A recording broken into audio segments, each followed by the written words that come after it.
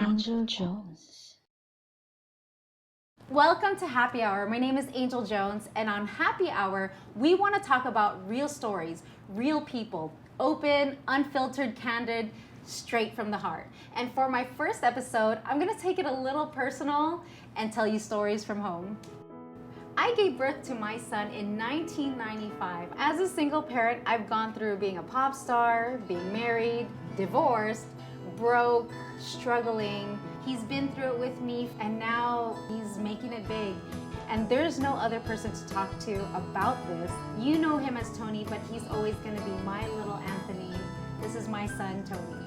Hey! The Last Supper. So how do you feel? Excited? I feel good. I'm excited. I'm also excited because I didn't read the script, so it's gonna be Well, that's the whole point. It's spontaneous. Yeah, I There's like no that. script. There's no script. How Obviously. do you feel about wearing Gucci? You know what? My stylist hooked me up. I love it. I'm looking good. I'm looking good. I love it. It's just so crazy how where we've come from to where we are. You know how one of the misconceptions is people think we're rich? Yeah, because we look rich. Because we marunong lang magdala, right? Yeah. We just know how to carry clothes, but it's crazy how people don't know where we came from. Yeah. And I think that's why I wanted to do this episode, because I think single parents are so, I guess, frowned upon. I think they're starting to get really praised now, though. Mm-hmm. Like when you hear of like a single parent, there's so much honor to that now. You know what I mean? As Yeah. opposed to before. Mm-hmm. Before it meant, nah, if you're a single parent, there was something wrong with you. That's why Yeah. someone left you. But now everybody knows that there's just nobody faithful or decent anymore. So if you're a single parent, it's kind of just like you go. You know, like you're still surviving. But back then, I mean, let's just rewind. You know, when I was Yeah. 16 and I was pregnant with you, I looked like I was 12. It was like the scariest thing Yeah. ever. Imagine seeing a 12-year-old. That was me. I looked like a child. And I didn't know what to do. And I always tell everyone, like, because you're my firstborn, you were my experiment. Because I don't know. I was the guinea pig. You were the guinea pig. And back in the days, it was very frowned upon. But looking Yeah. back, what was it like, I don't know, growing up with me? Don't be filtered. I won't be offended. What was Okay. it like? Come on. I have to say, it was really colorful. I feel like we had so many ups and downs. You definitely did a good job of not making me feel like we were poor. I remember getting cool toys, like from my biological dad, but Yeah. I remember I never felt like, oh, my mom can't provide that for me. You know what I mean? That's not something that's part of my memory. I remember having like the best time in the whole wide world when we lived in BF homes up in that hill. We were so poor in BF. I know, and I couldn't even afford water.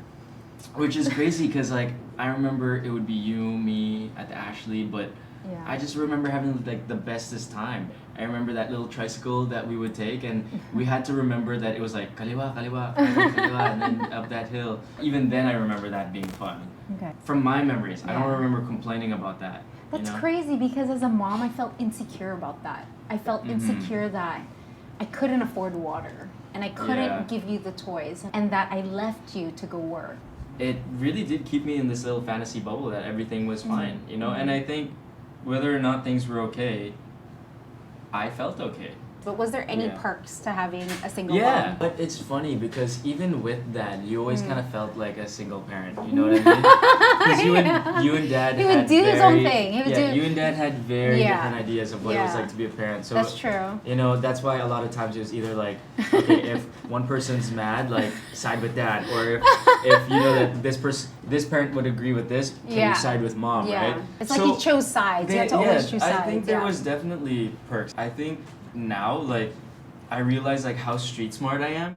I know now I can afford to wear designer, but like, damn, I still have like my own discarte, you know, when Yeah. I'm out there, and so I have that confidence in Yeah. me. It's such a perk, like the way that you guys raised us. Nah, we have a sense of like toughness.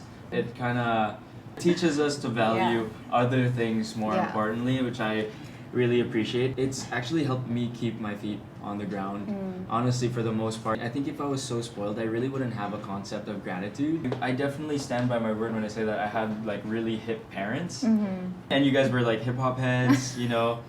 I forget that my parents were superstars at one point. Honestly, there's nothing I would change, to be honest, because I can't risk not having this mindset now. Was there anything that you feel like you couldn't talk to me about? I ran my mouth as a kid, honestly. I was the brat. I was the palaban kid, you know what I mean? That wanted to get in trouble, wanted to prove you guys wrong, wanted to push the button, so no. And even if I felt like you guys didn't want to talk about it, I would still run my mouth. I know that leaving dad was, it rocked the boat. It really rocked the boat in our family, and I regret it, but it was the best thing that I did. You know what I mean? Yeah. And I want to know, how did it affect you? Because we were raised the way we were with you and dad. You know, you guys were very spontaneous people. You guys, for the most part, were super open-minded. By the time you and dad were like on the brinks of your relationship, at that point, I think me and the kids were kind of ready for you guys to separate. Actually, I'll be honest with my feelings. I was excited for you guys to split up because I knew that being together was just causing so much damage to the family and just wasn't doing any good anymore, that like for me it was like, please just split up, this might be our only hope. And when you guys split up, it honestly was like a catharsis, you know, like finally. I would remember times where like when we were in the Philippines and things were rough, like waking up in the morning to hearing screaming and thinking I was still dreaming, and then waking up a little bit more and realizing that my parents were really fighting again. You know, and I remember not feeling upset. You know what I mean? And it's like that's normal. Not just that it was normal, but like it just didn't affect me. You know what I mean? I didn't feel bad that my parents were arguing. So when you guys split up, I was actually really happy for you guys. I thought that you guys both deserved like a new shot at love, a new shot at life, a new shot at finding yourselves. You know, I knew that that was something that you really needed. You know, I knew that you really needed to find yourself as well. Like, I understood why. I just saw two parents who were so unhappy. After like 12 years of being together, like, you know, I knew that it was already affecting the family. So I wanted to give you guys that chance, you know what I mean? Like I said a while ago, like, I wanted you guys to find another shot at love, find another shot at yourself. That sacrifice ended up paying in the long run because you were thinking ahead. I totally get it, because my mom, she was a single mom too. I feel like our family has patterns, or everyone does. My mom was a single mom. I met my dad like 3 times. And what's crazy is, you know, she was abusive, and I know she didn't know any better. She was abusive, and I know that I handed that down too, and I had to learn how to stop that. But she was abusive, and the way to people's hearts were money, and she didn't have time for me, and I know that I had to fend for myself a lot. Like, we were so broke at one time that I used to have to steal donuts just so that I can eat for the day. And I love those experiences. I definitely got that from you, because I stole all my food in high school. I stole from 7-Eleven all the time, every day, actually. That's really sad. But hey, it made you a hustler. You I don't have to steal anymore, guys, okay? No, but you know what's crazy is I think about that, and when people hear my story, they get sad. But I'm like, nah, that was the best time of my life, because I learned so much that when I talk to my rich friends, they don't get it.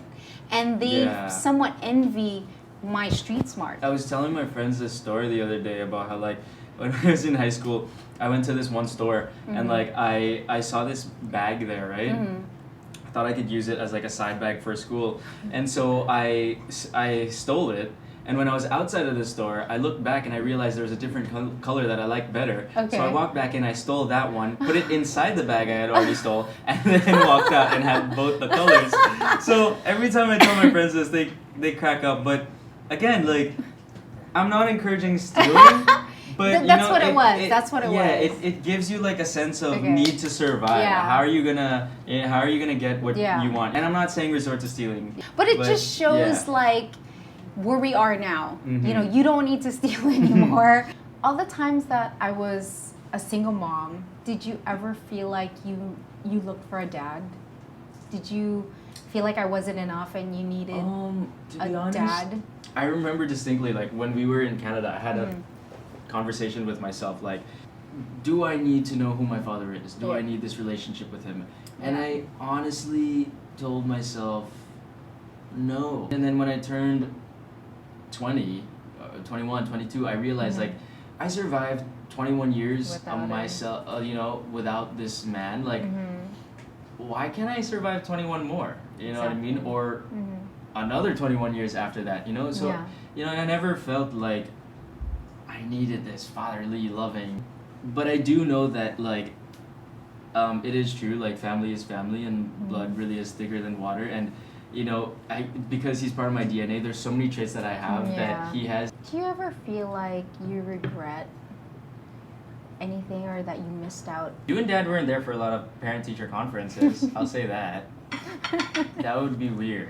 Going to school, having to go alone or without the Ashley. I didn't like that. And just to reiterate, I feel like it's not really like, or okay, maybe it's like sama ng loob, but I feel like it's a lot of mixed feelings that I didn't understand. It's a lot of frustration at where maybe my life was at, or frustration at how I felt parents should be. Okay, so it's like the vision of how a parent and it's for like, you. I do remember like parts in my life where I would envision you a certain way, and then when we would see each other, or like when you would come back from a trip, I would realize that that's a mom I created in my head. That kind of shatters my reality sometimes, but I mean, I wouldn't really say it's sama ng loob. I think it's more just really confused feelings. Okay, that you had to deal with. That I had to deal with like how I thought my parents should be, and realizing I was creating parents in my head, and then when I would actually be with you guys and talk to you guys, that was something that I was creating. But I mean, moving forward, what's so awesome is like, after everything that's happened, I notice how hard you're trying now, you know, to be that mom that we need. And I wouldn't change that for the world, because whatever we had to go through is what it took for us to get here. Was there ever a time you feel like I failed you? Did I ever fail you? I've actually never really had that type of thought. I never thought about like, oh, my mom failed me as a mom. It was more like, my mom's can't just be the normal mom, you know what I mean? Because like the way I envisioned a mom was literally like coming home, I mean waking up, going downstairs, seeing a mom make breakfast, you know, giving us our allowance, going to school with packed lunches, buying you everything, you know, like, waking up early and having to make my own sandwiches. I know that sounds really lame, but that's still made me upset. Yeah, I get that. You know, that's... It's like your way of affection. Service. That still did make me upset. I do feel like I failed you at certain times of my life, just because I was a young mom. You know, my mom was violent, and I was violent to you. And it took years for me to figure out that's not the way to raise a child. And I know I failed you there. I regret having to learn that late. I mean, that sucks. And that's all I knew, because my mom was violent to me. She used to beat me and was verbally abusive. But once I figured out that was wrong, it took a while to kind of like unlearn that. And once I started bettering myself, I wanted to be opposite of my mom. I wanted to communicate with my children and understand and be that mom that you can talk to. And again, I couldn't make the lunches and all that because I was too busy being depressed. Like, no one knew I was for real depressed, and I couldn't get out of bed, and I was crying all day. You guys would go to school, and I just kept crying at home, and I realized I'm not in the life that I wanted to be in. After all of that and leaving, I wrote in my journal a few things that I remember, like, was my goals were, one was I want to have my kids back, one. Two, I want 500,000 pesos. And I should have said 5 million. And the other was I want a billboard on EDSA. And it's so crazy that after 5 years, I had no idea how I was going to get my family back. But who would have known that the universe God would align everything for you to come back and help me reach those goals. Oh, I remember when we were still in the Philippines, we'd go on a lot of dates. Mm-hmm. We would be excited to go on these little dates. Like, we would be our Valentine's Day. Yeah. Those were really cute. I remember being really excited for those. Mm. When we went to Canada, that's when my memory of our relationship starts to get kind of joggy, because we didn't really have the best relationship. I just wanted to survive. Yeah, you know? that's when we didn't have the best relationship there. I remember you leaving to go to cooking school. Yeah. And when you Skyped us, I remember not having the strength to look at the phone. I think that was the first time I realized that I did want a mom. Yeah. When you left Dad and you came to the Philippines, I think that was the time when I realized that I could survive without you. Yeah. I just was still angry. Yeah. You know, and then when I came back to the Philippines, which is 2 years ago, Yeah. it was really rough living together. Yeah. There was like a lot of up and downs, because I think it was like all those years and then trying to find mutual ground all of a sudden. And so there was a lot of feelings of like, I still feel really upset about this. Yeah. You know, and I'm happy you're in a good place, but at the same time, it's just like, I don't know what to do with all these feelings. Yeah. You had like an angry stage when you were growing up, and I have my temper. I still have a grumpy side, you know. Okay, people need to know he needs to be fed all the time, or else he has a temper. But we've had fights. I mean, we've had fights, and what were some of the things we used to fight about? What was our biggest fight? Do you remember? A lot of our fights just stemmed from us like being unhappy, so small things would just set us off. Just being angry and not understanding why I was angry. Yeah. And wanting my parents to understand it Yeah. and kind of lashing out, but you guys also not understanding why. Yeah. When we were past that phase, then came like the always bringing up what The past. I wish, the past. Wow, I wish you guys raised me, and why Yeah. did you guys do this? Why did you guys do that? Yeah. You know, why is like, because I the favorite? Why did I have to be the experimental child? You know, like why? You know, so. Yeah, it definitely had its phases, but I have to say that, you know, we still have they're not even fights, they're disagreements now. Like, we still have our disagreements, but what I like now is that after I left Dad, that's when I was able to find happiness for myself. I was able to build my happiness. Yeah. Well, now it's inspiring, but at the moment it wasn't. Like, freaking everyone judged me for leaving you guys. Yeah. You know, everyone looked down on me, and I think what I want to explain to people is that having a perfect family there's no such thing. There's no such thing as a perfect family. No such thing.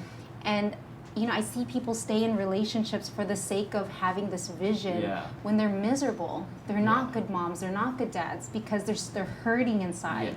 But society wants them to look perfect, so they stay. And I know that it wasn't popular at our time or within our community to leave, and it was so humiliating to leave you. It was so, I was embarrassed and I was in pain.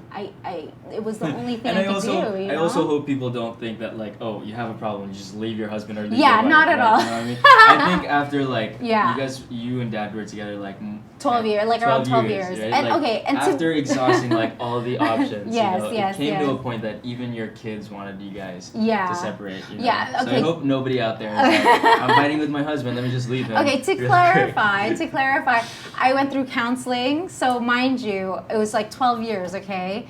Within 7 years, I knew this wasn't right for me.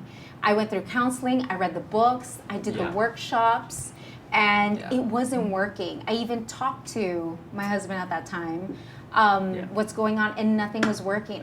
It was just getting worse and worse. And then finally, when I left, it just felt like the worst. It was the most painful, hardest decision I ever had to make, because I knew that, one, I'd be judged. You guys would hate me. And 3, you know, friends would leave me. What do you call it to everybody who's watching? Like, do you, after you separate with Dad, like, I think a lot of people are probably wondering, like, if you could still stay friends with him. Well, It depends. Yeah. I want to stay friends, to be honest. I think we're civil sometimes, but sometimes it depends who broke up with who. I think he was hurt more. You know what? I really appreciate our closeness. I never had that with my mom. My mom was very secretive. Like, I didn't know her problems. I didn't know her debt. I didn't know her sicknesses. I didn't know anything, you know, and I'm so grateful that we're so open with each other. That's one of my treasures, to be honest, like to know that you're honest with me. A lot of people don't know this as well, but like I feel like such an awkward turtle in showbiz that it really does bring me comfort that you're always there. It feels so weird, honestly, like in my head when I'm thinking and I'm looking around and like I'm the only artista that brings his mom along, but honestly that gives me like a sense of comfort whenever I have like an accomplishment. Just having my family there to acknowledge and like be proud of me is like that I hold so important and so dear to me as well. That's why it just comes so naturally. But realizing how blessed we were and how that was just part of our journey really taught me a lot about acceptance and forgiveness and seeing like the effort that you put in, that you know I know that you work so hard in your own way, and I know that you are like a full-time mom now, you know, so like there's no way that I can discredit that. So it's been like a wild ride, but I'm so grateful now, you know. I'm super grateful. We finally have this relationship that I've always wanted. Like, I've always wanted this, and I don't know if it was because, I don't know, whatever blocked it, but I'm so grateful we have it. And sometimes I feel jealous that I know that one day you're gonna find your own family, and then I think about it, I'm like, but no, I just got this. I would for real feel jealous if you had a relationship. I don't think I would ever stop spoiling my family, honestly. Like, I think I'm starting to realize that that's just my nature. I'm so blessed that that's something that God instilled in me, or that's something that He gave to you guys that was passed on to me. You know, I'm just like super giving in nature, and despite me being angry or you know, or even maybe spiteful or whatever negative feelings, like I still know that it's my calling to provide for my family. You know, and it brings you so much happiness when I get to do that. I do appreciate, like, every time there was a Christmas or a birthday, no matter how much money you had, you always had good gifts. Yeah, but I think there's something about like making people feel special and making people feel really grand and important that like I put so much value to that. Maybe that's why I became an actor. You know, it has a lot to do with like making things feel better than life, you know what I mean? Like, I think growing up, like having so many feelings of like us not being able to afford this and that, like those moments where like you get something that you really want makes you live that fantasy, you know what I mean? And so I feel like now, like, it's not a fantasy anymore, but like I would never want that to stop for my family. I'm really proud of the man that you became. And thanks. I don't know, I can't take all the credit. I'm just really grateful that the Lord, the universe, allowed for me to have such a kind and loving and generous person to be my son, and I'm just so grateful. Thank you, Mom. You know, I just want to take this time to apologize. I know that I missed out on a lot because of my misery, and it wasn't your fault.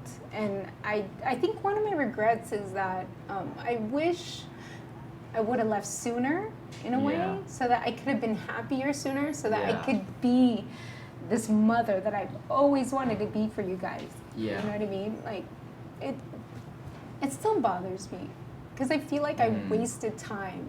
I wasted time trying to be perfect when I was miserable. And I was a bad mom. I was angry. I wasn't affectionate. I was just this shell trying to function.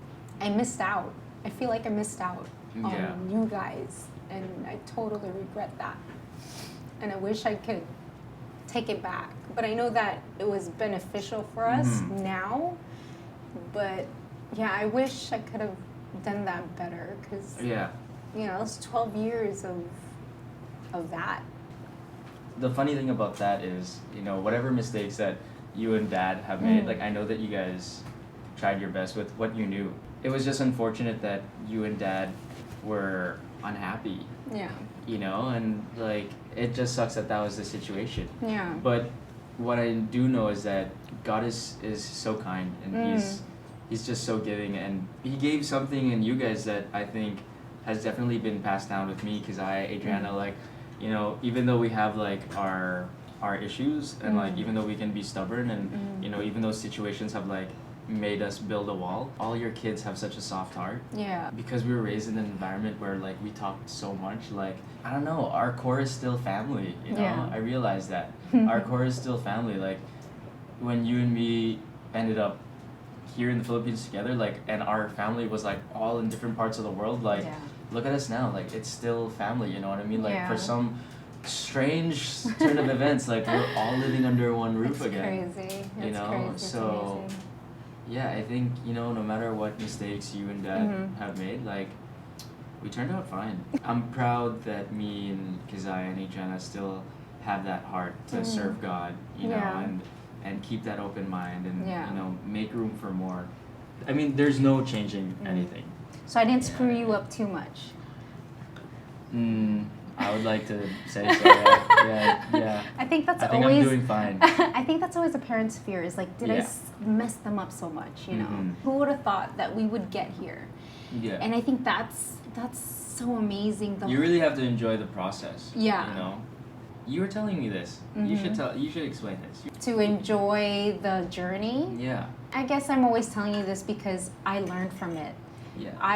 I was poor. I was, abused emotionally and physically. I came from being broke, a single mom, Yeah. divorced, and Yeah. the great thing is I knew that I needed to go through that pain because I knew something good will come out of it. Yeah. I knew that I would be a spokesperson for surviving that. I knew that Yeah. every trial I went through will be a testimony Yeah. that will be hope for someone else. Yeah. Someone else like me, someone who didn't have me.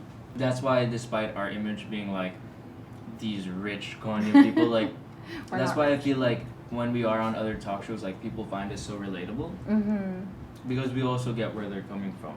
I'm just so proud of you, honey. That's We've all. gone through so much. We've single parent to a nuclear family, I guess, Yeah. to a Benetton mixed up family, to broken, and being judged, labeled, not believed in, Yeah. and I wouldn't. we're here. I wouldn't trade that for the world. That journey that we had to go through, because now I have the mom that I've always envisioned in my head. Mhm. So yeah, I definitely love our journey. Thank you, honey. I love you. I love you too, Mom. Cheers. Cheers.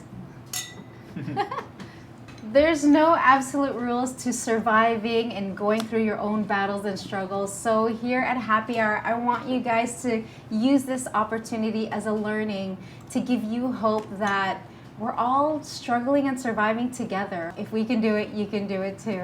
I just want to thank Malayan for being our main presenter for today. The food was amazing. The place is beautiful. And I also want to thank Roxy, Durex, and the Red Whistle. Thank you for being part of us today. Thanks for joining us today, and follow us on Instagram and Facebook. Happy Hour. Jones.